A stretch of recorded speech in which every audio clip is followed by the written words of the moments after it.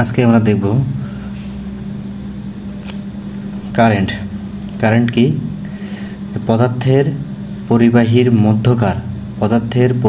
মধ্যকার মুক্ত ইলেকট্রনসমূহ একটি নির্দিষ্ট দিকে প্রবাহিত হওয়ার হারকেই কারেন্ট বলে। তাহলে কারেন্ট কাকে বলে?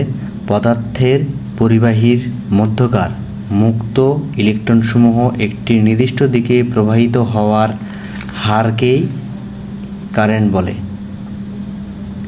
কারেন্টকে আই দ্বারা প্রকাশ করা হয়। কারেন্টের একক হচ্ছে অ্যাম্পিয়ার। ভোল্টেজ, বৈদ্যুতিক চাপকেই ভোল্টেজ বলে। ভোল্টেজকে ভি দ্বারা প্রকাশ করা হয়। বিদ্যুৎ বিভব বা ইলেকট্রিক পটেনশিয়াল, চার্জিত বস্তুর কাজ করার সামর্থ্যকে বিদ্যুৎ বিভব বলে।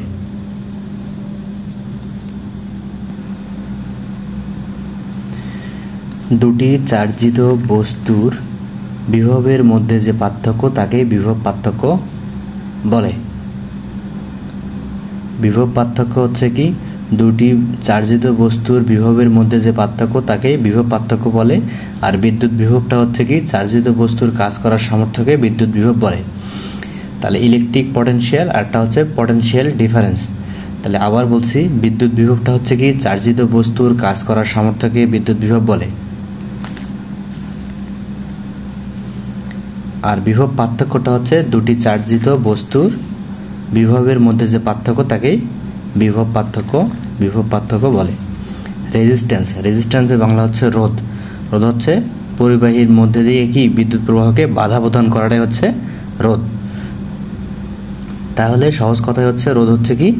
যে কারেন্ট প্রবাহের বাধা প্রদান করাই হচ্ছে রোধ।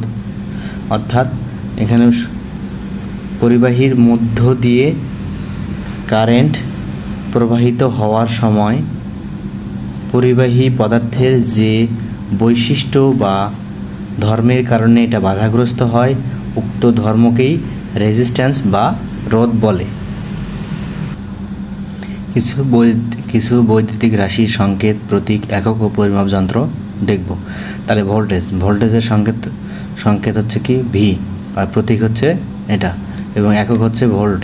ভোল্টেজের একক হচ্ছে ভোল্ট এবং পরিমাপ করা হয় ভোল্ট মিটার দ্বারা পরিমাপ করা হয়।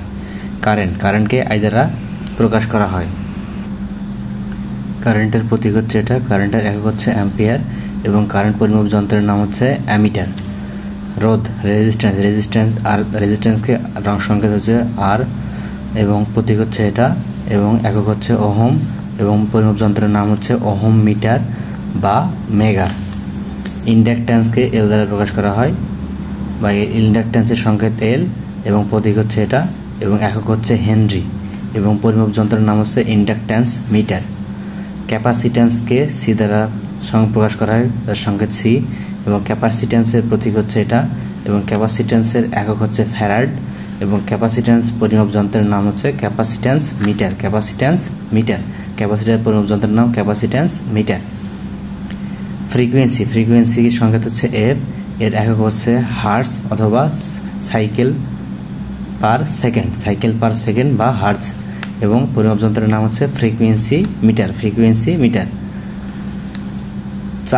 চার্জের সংকেত হচ্ছে কিউ এবং একক হচ্ছে কুলম এবং পরিমাপ যন্ত্রের নাম হচ্ছে চার্জ মিটার।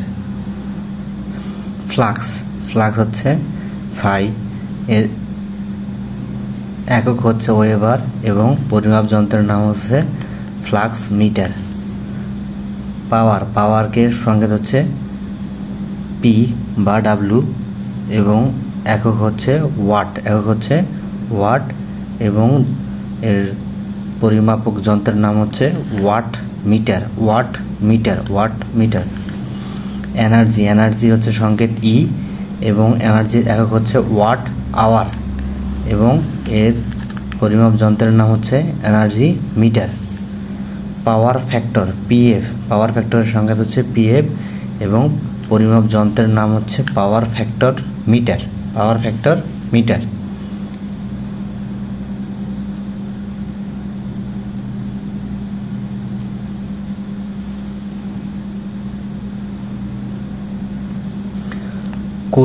কুলম হচ্ছে কি? যদি কোনো পরিবাহীর যে কোনো প্রস্থচ্ছেদ দিয়ে 1 সেকেন্ড ধরে 1 অ্যাম্পিয়ার কারেন্ট প্রবাহিত হয় তবে উক্ত সময়ের জন্য যে পরিমাণ চার্জ প্রবাহিত হয় একে 1 কুলম্ব বলে। তাহলে কুলম্বটা কি?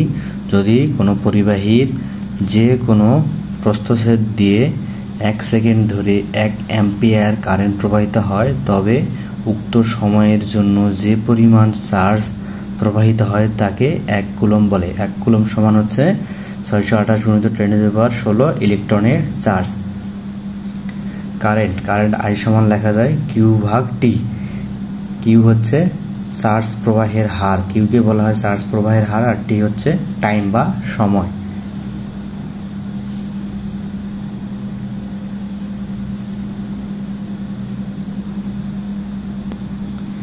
ইঞ্জিনিয়ারিংয়ে কিছু গণিত করার জন্য এই সমস্ত টার্মগুলো ব্যবহার করা হয়ে থাকে অঙ্কে।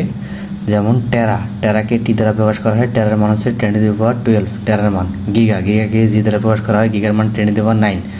এবং মেগাকে এম দ্বারা প্রকাশ করা হয়, মেগার মান 10⁻6। কিলোর মান হচ্ছে কে দ্বারা প্রকাশ করা হয় এবং এর মান হচ্ছে 10⁻3। মিলিকে এম দ্বারা প্রকাশ করা হয় ছোট হাতের এবং এর মান হচ্ছে 10⁻3। মাইক্রোকে মিউ দ্বারা প্রকাশ করা হয়, মিউ এর মান হচ্ছে 10⁻6। ন্যানোর মান হচ্ছে এন দ্বারা প্রকাশ করা হয়, এর মান হচ্ছে 10⁻9। পিকোকে পি দ্বারা প্রকাশ করা হয়, এর মান হচ্ছে 10⁻12। অর্থাৎ এটার মান হচ্ছে 1-এর পর 12টা শূন্য, 1-এর পর 9টা শূন্য, মানে পাওয়ার মানে 9টা শূন্য আর কি। এখানে 7 কিলো ওহমকে ওহম, তাহলে 7 কিলো ওহম। তাহলে কিলো ওহমকে 7-এর সাথে 10⁻3 গুণ করলেই কিলো ওহমটা ওহম হয়ে গেল। এখন এই কিলো ওহমকে মিলি ওহম করতে বলছে, মিলি ওহম। তাহলে মিলি ওহম করতে হলে তার এর সাথে মিলি ওহম করতে গেলে 10⁻10⁻³ করতে হবে ইনভার্স 3 দ্বারা ভাগ করলেই এই মানটাকে মিলি ওহম পাবো। 10⁻3 করলে এই যে মিলি সমান 10⁻3। তাহলে মিলি দ্বারা যদি ভাগ করি তাহলে এটাকে কিলো ওহমটাকে মিলি ওহম পাই যাবো। তাহলে ভাগটা যখন করব তখন 7 × 10⁻3 ছিল, যখন এই ইনভার্সটা ভাগ আছে, ভাগটা যখন উপরে চলে যাবে তখন সেটা যায় 10⁻3 হয়ে যাবে, তখন 10⁻3। তাহলে এটা হয়ে যাবে কি মিলি ওহম, এই জন্য এটা মিলি ওহম। সেমভাবে যদি মাইক্রো ওহম করতে চাই তাহলে মাইক্রো ওহমে করতে বলছে, তাহলে 7 কিলোভোল্ট ছিল, 7 কিলোভোল্ট, তাহলে 7 ভোল্ট হইলো। তাহলে 7 ভোল্টটাকে আমরা করবো কি মাইক্রো ওহম করতে দেবো। তাহলে মাইক্রো মানে কি? মাইক্রো মানে হচ্ছে 10⁻6। তাহলে 10⁻6 দ্বারা ভাগ করবো, ভাগ করলেই মাইক্রো ওহমে পাবো। তাহলে ভাগ যখন হয়ে যায়, ভাগটা যখন উপরে চলে যায় তখন কি হয়ে যায়? গুণ হয়ে যায়। গুণ হয়ে গেলে 10⁻6 হয়ে যাবে, তাহলে পাওয়ার 6 হয়ে যাবে। তাহলে এটা হবে মাইক্রো ওহম। সেমভাবে যদি করি, পরেরটা আছে কি 33 × 10⁻6 মিলিভোল্ট। মিলি মানে হচ্ছে 10⁻3, মিলিভোল্ট মানে 10⁻3 ভোল্ট। তাহলে এত ভোল্ট হলো। ভোল্টটাকে আমাদের বলছে কি কিলো ভোল্টে করো। ভোল্টে হলো এটা ভোল্টে প্রকাশ, এবং ভোল্টটাকে কিলোভোল্ট মানে হচ্ছে এটাকে 1000 দ্বারা ভাগ করতে হবে। এটাকে কি করতে হবে? 1000 দ্বারা ভাগ করতে হবে। 1000 দ্বারা যদি ভাগ করবো আমরা, 1000 দ্বারা যদি ভাগ করি তখন কি হয়ে যাবে? ভাগে যখন ভাগ করবো কিলো দ্বারা ভাগ করতেছি, যে কিলো মান হচ্ছে 3। তাহলে এটা দ্বারা ভাগ যদি করি তাহলে ভাগ করার সময় কি হয়ে যাবে? 3 × 10⁻6 × 10⁻3। তাহলে ভাগটা উপরে গেলে এই পাওয়ারটা কি হয়ে যাবে? ভাগটা যখন উপরে যাবে, এই যে এই মানটা ছিল, তাহলে হচ্ছে 33 এত, এই যে অঙ্কে দেওয়া ছিল আমাদের, এই যে এই 33 × 10⁻6 এই যে মিলির জন্য কি করলাম? ইনভার্স 10⁻3, মিলির জন্য 10⁻3, কেননা আমাদের মিলির মান ছিল 10⁻3। তাহলে মিলির মানটা দিয়ে বসাইলাম, তাহলে এটা হচ্ছে মিলিভোল্ট। তাহলে এটা মান হচ্ছে মিলিভোল্ট। তাহলে এটা যখন করলাম তখন আমাদের বলছে কি কিলোভোল্ট। তাহলে কিলোভোল্ট যখন করবে তাহলে 1000 দ্বারা কি করতে হবে? ভাগ করতে হবে। ভাগ যখন করবো, এটা কি ভাগটা যখন এই যে ভাগটা যখন উপরে চলে যাবে তখন 10⁻পাওয়ার কি হয়ে যাবে? -3 হয়ে যাবে। 10⁻পাওয়ার কি হবে? -3 হয়ে যাবে। অর্থাৎ তখন হয়ে যাবে কি 33 × 10⁻6, এবং এই পাওয়ারগুলো কি হয়? তখন যোগ হয়ে যাবে 10, তার দুটোই -6, তাহলে -6। তাহলে এই 10 - 6 দুটো বাদ যাবে, থাকবে কি 33, শুধু থাকবে কি 33, শুধু থাকবে হচ্ছে 33। তাহলে হচ্ছে যেহেতু তোমার কিলোভোল্ট বলছিল, তাহলে কি 33, উত্তর হবে কি 33 কিলোভোল্ট। তাহলে হচ্ছে কি 33 কিলোভোল্ট। সেমভাবে মেগাভোল্ট যদি বলে তাহলে আমাদের কি করতে হবে? মেগাভোল্ট বললে আমাদের যে মানটা ছিল, যে ভোল্ট ছিল, এই যে ভোল্ট ছিল, মানটা কি ছিল? 33 × 10⁻6 × 10⁻3। তাহলে এত ভোল্ট ছিল। ভোল্টটাকে কি করতে হবে, যেহেতু আমাদের বলছে মেগা, তাহলে 10⁻⁶, তাহলে 10⁶ দ্বারা ভাগ করতে হবে। মেগা ভোল্ট মানে 10⁶।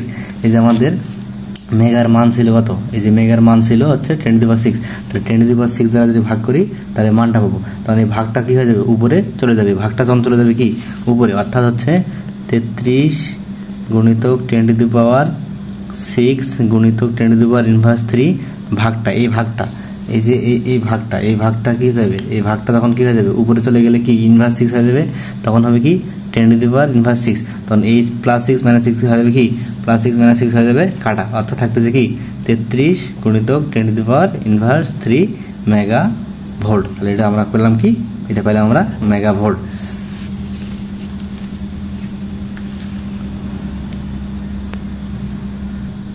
কোথাও যদি বুঝতে সমস্যা হয় তাহলে কমেন্ট করে জানাও।